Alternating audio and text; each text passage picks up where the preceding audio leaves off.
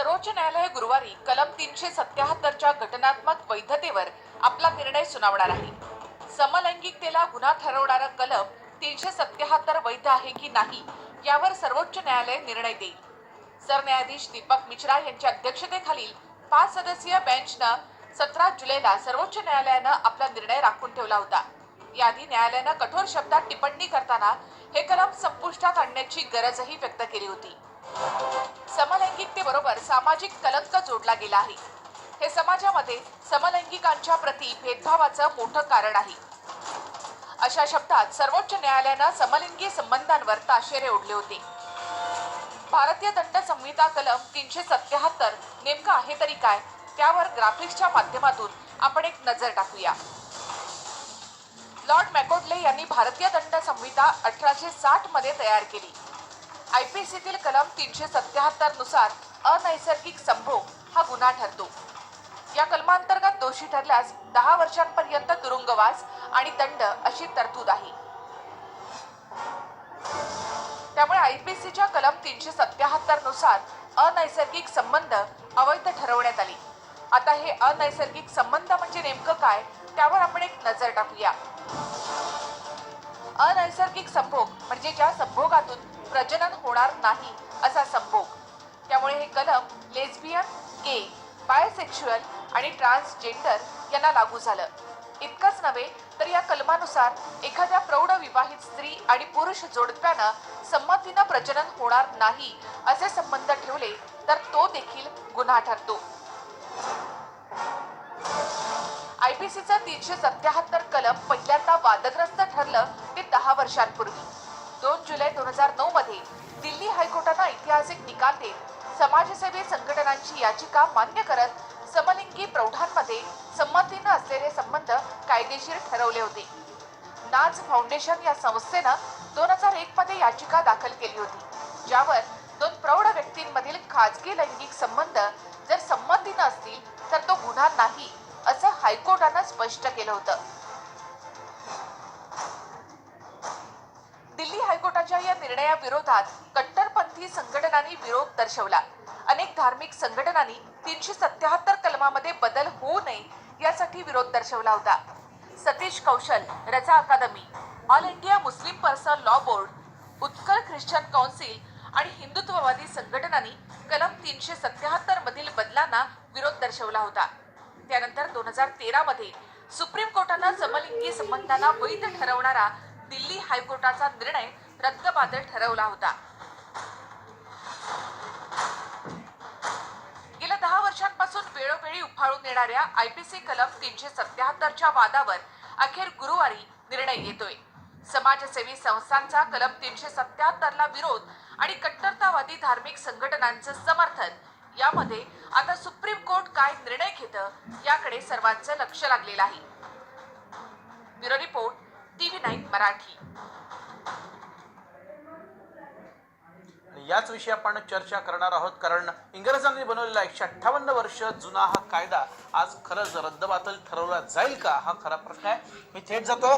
मान्यवर आपल्यासोबत आहेत, नौशाद उस्मानी आहेत, मुस्लिम विचारवंत औरंगाबादमधनं आपल्यासोबत, तसंच ॲडव्होकेट दीप्ती काळे आहेत पुण्यातनं आपल्यासोबत, आणि विद्या कांबळे जे आहेत समलैंगिक कार्यकर्त्या नागपुरातनं आपल्यासोबत. तिघांचेही स्वागत आहे TV9 मध्ये. सगळ्यात प्रथम सुरुवात करूयात विद्या कांबळे यांच्यापासून. विद्या कांबळे, समलैंगिकांनी एक मोठा लढा हा उभारलेला होता. मधल्या काळामध्ये दिल्ली हायकोर्टानं आपण बघितलं की त्यांच्या बाजूने निकाल दिला आणि त्याच्यानंतर पुन्हा एकदा सुप्रीम कोर्टानं तो निर्णय रद्दबातल ठरवला होता. मात्र आज ऐतिहासिक दिवस आहे सगळ्या समलैंगिक समाजासाठी.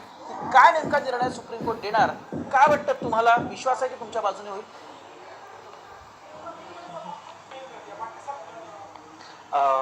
नेमकी 90% निकाल तर आमच्या मध्ये आहे समलैंगिक याच्यामध्ये, पण कुठेतरी असं वाटतं की समाज आज या डिसिजनवर थांबलेला आहे. कारण समाज समोर यावं आणि समाजाने समोर येऊन सेनांनी अजून काहीतरी करावं.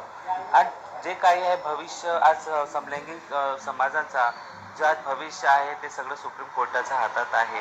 आणि एक पाऊल चांगलं वाटते की आम्ही जोपर्यंत खोलून येणार नाही, समाजाच्या बाहेर येणार नाही, तोपर्यंत आम्ही असेच आमचा समाज दबून राहणार आणि आमच्यावर अत्याचार होत राहणार.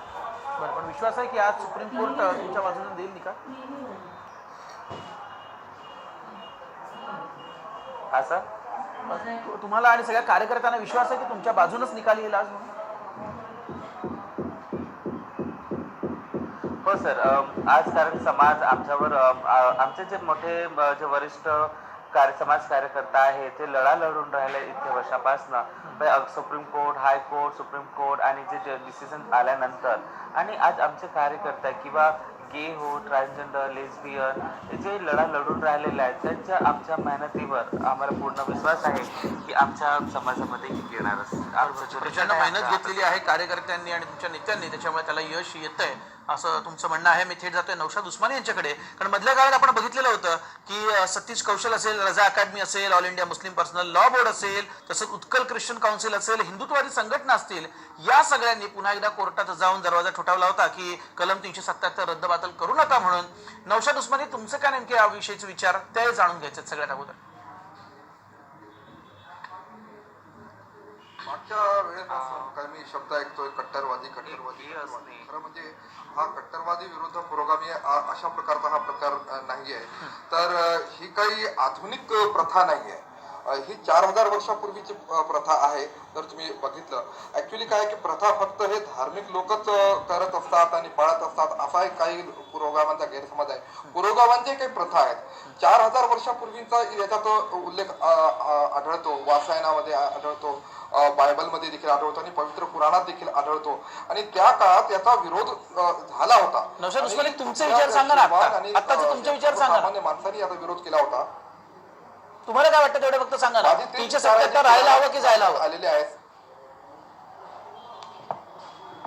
राहायला हवं, बिलकुल राहायला हवं अशी आमची प्रामाणिक भूमिका आहे. प्रेषित मोहम्मद सल्लल्लाहु अलैहि वसल्लम यांच्या पूर्वी जवळपास 2500 वर्षापूर्वी प्रेषित लूत होऊन गेले आहेत आणि त्यांच्या काळापासून सुदोम नावाचं एक शहर होतं मृत सागरा जवळ, त्या शहरापासून याची सुरुवात झालेली आहे. पुराणात त्याचा उल्लेख आढळतो आणि यांना अतिरेकी संबोधलेला आहे पुराणामध्ये.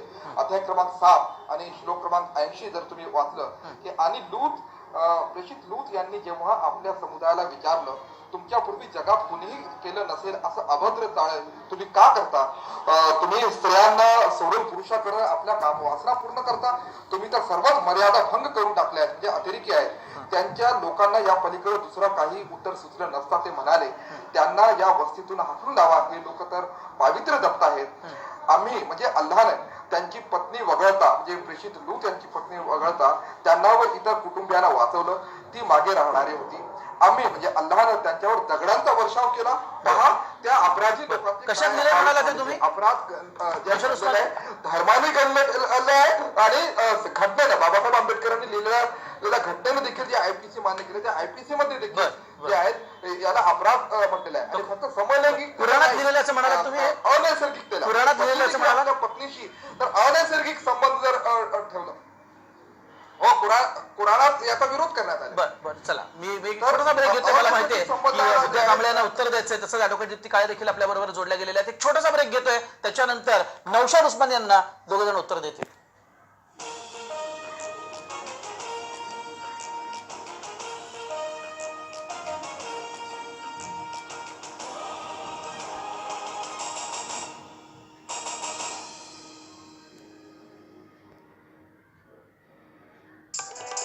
in association with Ford